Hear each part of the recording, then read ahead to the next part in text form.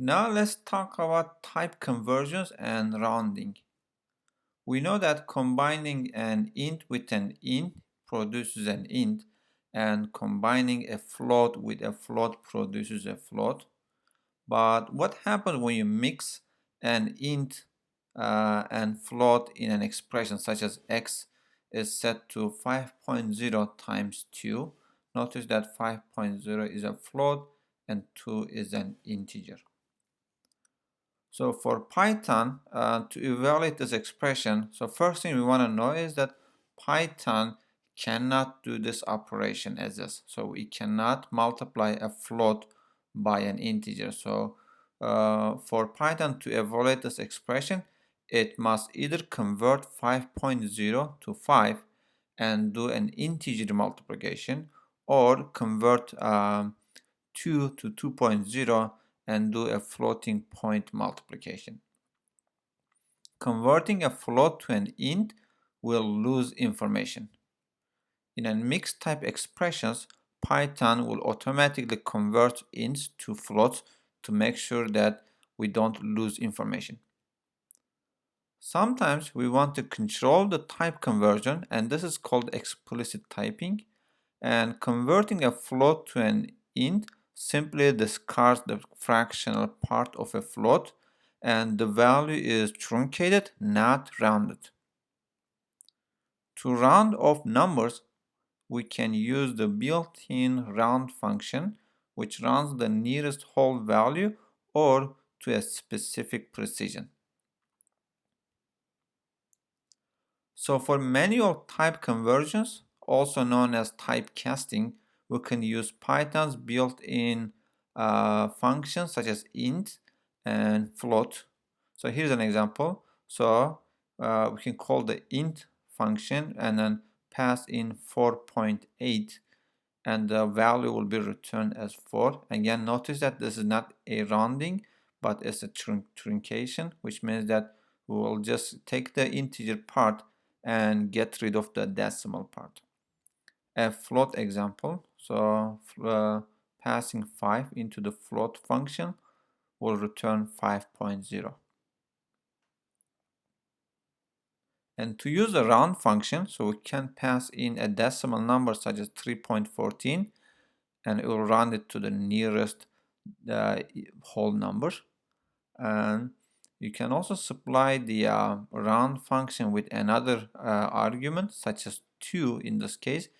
This is telling that we need 2 precision. So in this case, the value will be 3.14. We'll get at least 2 decimal values as the precision. So both int and float functions can also take raw numerical input as text. So here's the example.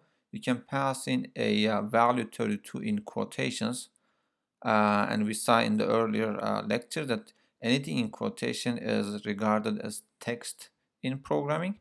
But however, this will also return 32, and we can also pass in a text such as 32 in quotation to float, and we'll get 32.0.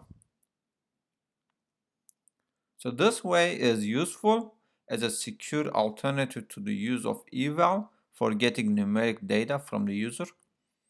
Using int instead of eval ensures that the user can only enter valid whole numbers. So eval can basically take any values.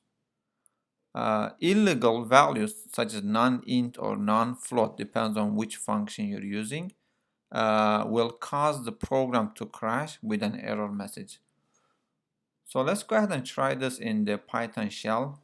So let's do a few examples in the Python shell. So first thing I want to do is I want to use the int function and then pass in, say, 3.14, and I'll get 3. Or if I can say 3.88, I will also get 3. And for the float, if I say pass in 4, I will get 4.0. And what else we can do? Let's say I have a calculation here, 10 divided by 3. Notice that this is an integer division. The result of this expression will be 3, and then converting it to a float, you will get 3.0, as opposed to just saying 10 divide by 3 or 10 regular division by 3. So what else we could do? We can test the round function as well. And here we can say 3.14 will be rounded to nearest integer value or nearest whole number. But if you have 3.89, this time they'll be rounded to 4, so nearest whole number. But with the round function, you can also say that I need at least 2 precisions, so only round to the nearest 2. So in that case, we get 3.14. Okay. So finally, an integer function can also take text, and as long as the text contains some numeric values, we should be able to convert them. You can't have it as ABC. This will not work. This will give an error. So with the same way, float can also take a numeric value in text and then convert it to 32. Let's say I have 32.5 and I will get 32.5.